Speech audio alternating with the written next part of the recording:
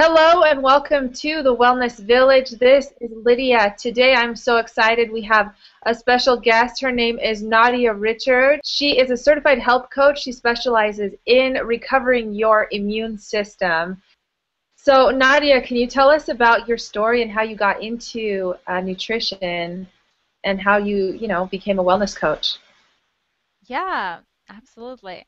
So, I had a lot of random symptoms, including some headaches and just different things like frequent yeast infections. And then I would get different, uh, and then I knew I was also predisposed to the thyroid disease because every woman in my family had the Hashimoto's, which is so I was thinking about autoimmune disease and I had all these things.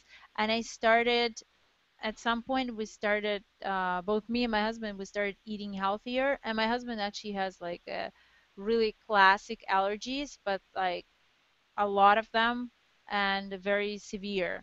So he was feeling pretty bad, and then I had all these random things, and we started eating really healthy like years ago, or maybe 5 years ago, I guess. And we started with like only mostly raw food, only vegetables and juices, and that's what we ate for the most part. But I still ate a lot of fruit and a lot of different things, and I still kind of had the symptoms, but I felt better.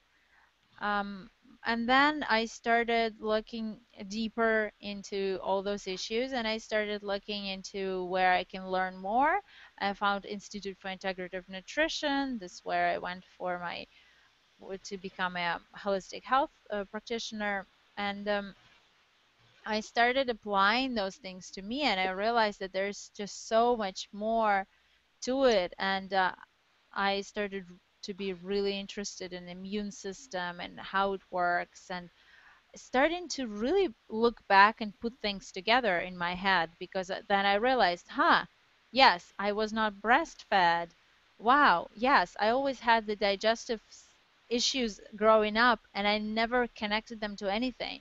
Just I always had a stomach ache, I always had problems with my digestion, but I kind of like felt like, oh, every kid has it. But then only now looking back, I understand, okay, I wasn't breastfed. That's already, a problem with my probably with my gut flora.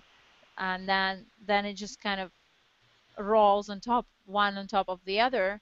So it all made sense that what's the digestion and the lack of the good probiotic, the good flora and all those things were causing different symptoms in my body. And once I tackled that and kind of put my attention to that, then everything came together.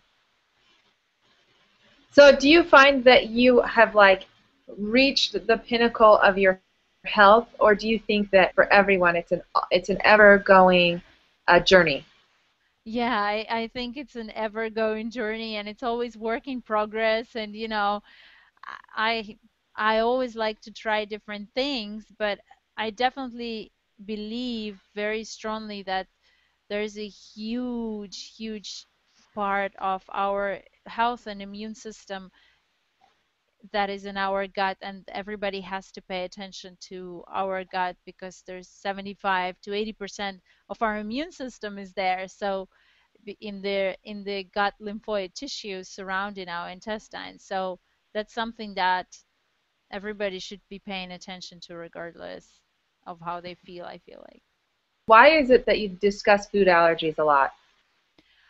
Well, there are a lot of things. There's a big difference between food allergy and food sensitivity in a way that food allergies people tend to know, and food sensitivities usually kind of go unnoticed. It's really hard for people to pinpoint if they have a sensitivity or if they don't have one. And it's and a lot of times when you ask people, they say, no, I have no allergies, or they say, oh, it's just hay fever, it's just seasonal allergies. And that's kind of as far as people know about allergies in general, and as far as they really are aware of the situations that are happening in their body. But I specialize in food sensitivities also, in terms of finding out what can what foods can their people have, um, can people be eating on a daily basis that can actually cause inflammation in their body. And it's hard to pinpoint on your own, but it's still possible. But some people have a lot of different sensitivities that are a wide range. So, but the food sensitivities are just a little harder to find out because you don't have a very straightforward reaction to it. With the allergies, we all know it's like really strong reaction, but with food sensitivities, it can take up to 72 hours for you to actually have some kind of reaction, and it could be a headache or something like that. So people really just think it's a headache and they don't think it's because they ate something 3 days ago. Yeah. Do you think most people have food sensitivity that they don't know about? I would say a majority, yeah. I would say probably 75% at least on a low end of people would have some kind of sensitivity that they might not be aware of. And those sensitivities are usually in the range of the big ones like gluten or dairy or soy. But for some people, it can also be smaller things. But we will go deeper into that as, I guess, as we move forward because that can be connected to other kind of immune problems. Okay. So what's going on when somebody has, let's say, a sensitivity to gluten? I know that you always talk about something called the leaky gut, Yes. and maybe you can explain to us what that means. Yeah, so the leaky gut is when, so our intestinal wall, our intestines have this thin mucus that um, prevents a lot of things, but among other things, it prevents the food to getting out in our system and just floating around because we generally want our food to stay within our digestive system. But when people get a leaky gut, they usually get damage to that mucus lining inside of their intestinal wall. And it can be due to various reasons. It can be because of overgrowth of bad bacteria or the foods they've been eating or antibiotics they took for a long time. And it creates small, tiny, tiny holes in our intestinal lining. And that's what's called a leaky gut or intestinal permeability. And that causes basically pieces of food that are not fully digested to kind of leak out of the digestive system and out in the open in our body. And they are straight away recognized as a foreign invader and being attacked. Our immune system is really good at protecting us when it does, but for some people, immune system really overreacts, and for others, it's just working properly. And the reason why it would recognize pieces of undigested food as foreign invader is because our immune system is used to recognizing nutrients and uh, vitamins from foods and basically food available for our cells. But it's not used to recognizing pieces of bread. Well, it's not going to be a piece of bread, but it's going to be big molecules with the food not broken down fully. So basically, it's going to be like really big chunks. For our immune system, it's something that they cannot understand. It's something totally foreign, and they recognize it just as any foreign invader in our body, if it was a virus or something else, and it creates inflammation around it, trying to kill it. And if it's one soft situation, it's not so bad, but if it's constantly happening, we start having these immune complexes, which are, immune cells attached to this piece of whatever it is floating around in our body, and they will eventually settle in somewhere. Some of them eventually settle in, and oftentimes it happens in the weak, genetically weak points of people. So for some people, it creates arthritis and pains like that. When they eat those kind of foods, it kind of creates this kind of inflammation. For others, it can be headaches or different issues.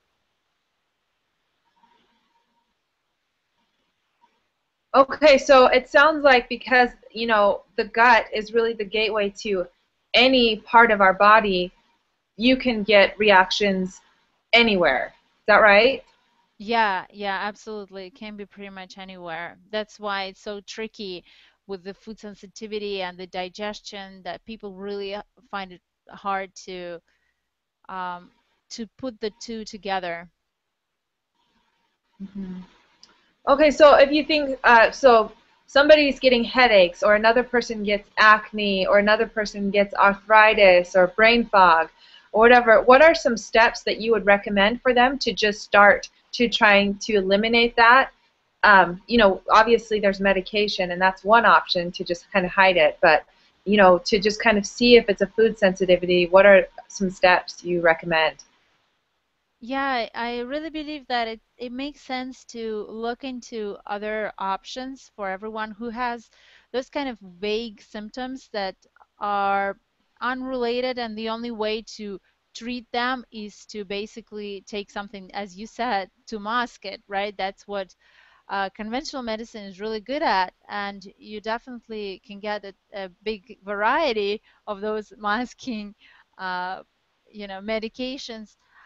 But I definitely recommend for anyone who has any vague symptoms to first of all get tested for food sensitivity and get a blood work done and get tested. If they cannot do it straight away, I would at least suggest that they do a at least a food elimination diet, like at least elimination diet for about a month, I would guess. But for a lot of people, it's a bit hard, but it can still be really, really good thing to do and to try out. So I would start with the elimination diet, but that's definitely not all. Some people just do that, they stop at that. Um, because some people come up with a list of quite a bit of foods that they might be sensitive to, and it definitely shows that they have leaky gut if there's a lot of foods they're sensitive to. So the next step again is not to just take the foods out, because then it will be again masking it, and some foods can actually be good for you. It's just, it can be cucumbers, tomatoes, it can be zucchinis, it can be things that are really good for you, but it's just your body cannot break it down, and it ends up in your body floating around and creating inflammation. So again, that number one step would definitely be finding out the sensitivities, but number two would be to actually go in and heal the digestive system and seal the gut lining so that those foods are no longer an issue. And I cannot say that for sure they will not have any issues ever with any of those foods, because I still find, like, with big ones like dairy and gluten and soy, they will probably be always sensitive to them. It will probably not go away forever. They will have a less strong sensitivity, and still will be able to have a piece of bread and not feel it as badly or have the symptoms. But I would still, for the big ones, for like dairy, gluten, soy, I would suggest for people to still try to stay away of those, if they have sensitivity to them. But other than that, once they heal the digestive lining, they can pretty much go back to eating, not eating badly. If they were eating badly, that's not going to help, but basically eating the foods that were on their list, that they were sensitive to, and not having reactions anymore. Okay, cool. So as a first step, they need to test the sensitivities, and you recommend either getting a test with a wellness coach like you. You could probably work one-on-one with them to help them get those tests. But if they're not going to do that, then they can do an elimination diet. What are the top? You mentioned gluten, dairy, and soy. Mhm. Are there any other foods that lots of people are sensitive to that you would also recommend that they eliminate? Yes, definitely. It's definitely a corn and peanut as well for a variety of people.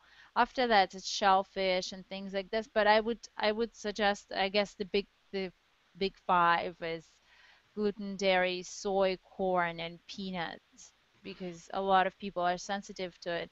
And the reason for it is pretty simple. It's pretty much in all the foods. That's why, because Hmm. we start being sensitive to foods that we eat the most a lot of the times. And I've read statistics that an average American eats something like 12 ingredients, which is so funny because, but it's true, the processed food is only made out of different proportions of the same ingredients, you know.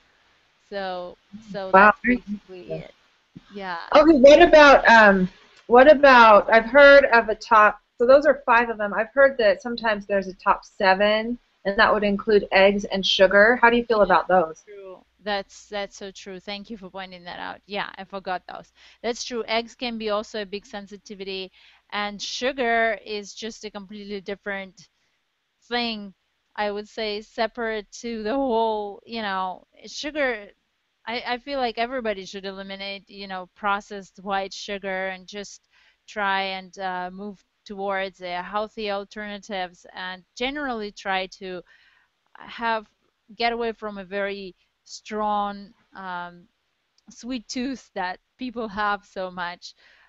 It's really funny because on my Facebook group we run a sugar 1 week sugar-free challenge now and then, and it's just Hmm. like 1 week you can't eat anything sweet. It's not just any sugar, but you just don't eat anything sweet, including fruit or things like that. And that's really tough. But we're trying to retrain the taste buds, and after 2 or 3 days people right in there, they going crazy, they having these symptoms like they are off drugs. Sometimes it's really hard for a lot of people, but then eventually, when we are in day 7 and then, we're done on day 8, people don't crave sugar anymore. They can just like walk past the brownie and be okay. And when they eat something sweet, they say, wow, this is so sweet. I can't eat it. This is too sweet. So Hmm. sometimes it's just the taste buds, but sugar in general creates a lot of inflammation, and that's something that should be looked into for sure. For a lot of people, sugar should be eliminated to as much degree as possible. Got it. Well, yeah, I definitely noticed that in myself too. I claim to be sugar free, but oh my gosh, don't even get me around raw honey because I will just drink it. And it does the Mhm. same exact thing. I get so addicted to it. So I Wow, could you're sugar work on free. that. That's fantastic. Well, but that's what I'm saying though, is that the honey, eating a lot of honey is almost just as bad. So Well, if it's raw honey, at least you're getting a lot of nutrients with it, so that's fantastic, right? that's true. Okay, so you talked about eliminating the foods that you might be sensitive to, which makes a lot of sense. And then you talked about healing the gut. So what are some recommendations that you'd make for people who are trying to move past just eliminating the foods? Now they want to start healing. Um, there's several steps to it, but we generally, I have an online course that teaches people step by step, but generally we're starting with stomach and stomach acid because that's where we kind of start the digestive process, and a lot of people are low in stomach acid. So we need to check that and look into that first.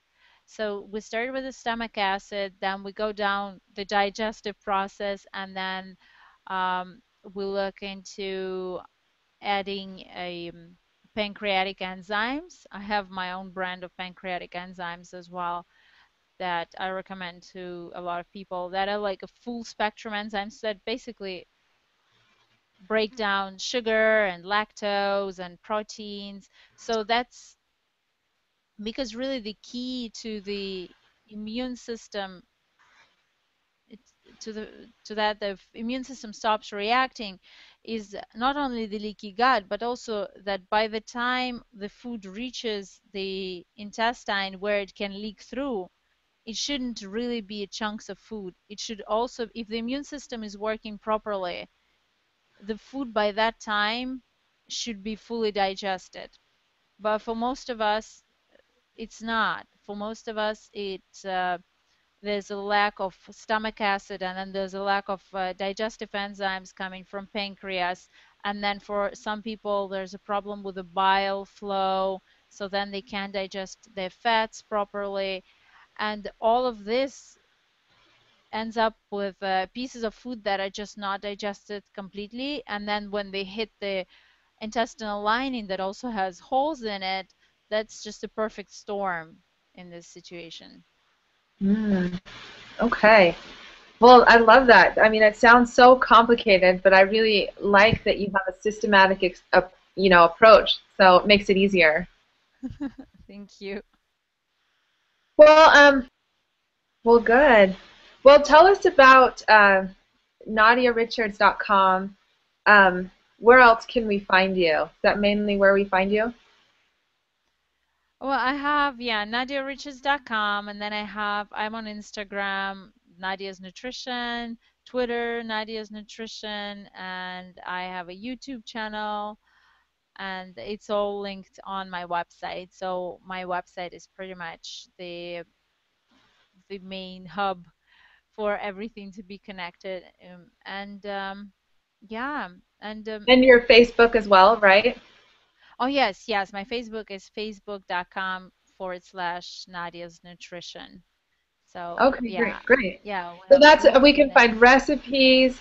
You blog on there. You do videos on there, and then you also offer one-on-one coaching, right? I do, but I mostly actually do groups nowadays, and I do webinars. So I prefer that to online one-on-one coaching.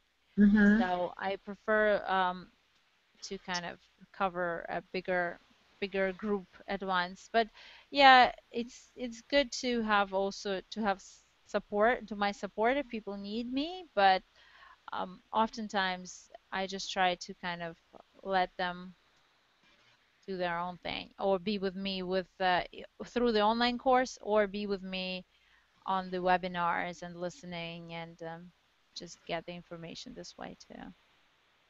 Okay, cool. Yeah, so they can buy your course on nadiarichards.com, of course. And you have so much free information. I love the website.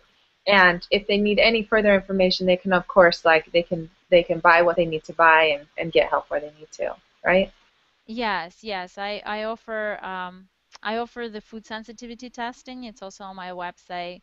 So if they want to test for 150 foods or 200 foods or test their children, I have those panels on my website. I have my enzymes on my website. My course will be on my website soon. Right now it's just at nadiariches.com/video course, but it's not really available right there on my website. But I'll put it up there. Well, I love it. I can already think of tons of people. And in fact, I was just barely, 10 minutes before we talked, I was talking to a really good friend of mine who has a list of 20 or 30 different symptoms that she fights with every single day. So really to talk to you and to just see how intelligent you are about this whole process of gaining health, and you're not offering somebody or not throwing medication at the problem, but really getting to the root cause. It really it touches my heart because I really love this person and I want her to be a lot healthier and to feel a lot better. So what you're doing is amazing. Just I'm so excited to share this information with our viewers. They can find you again, NadiaRichards.com. Thank you so much for your time. Thanks for your information. Keep doing what you're doing. Oh, thank you so much. That was such a pleasure.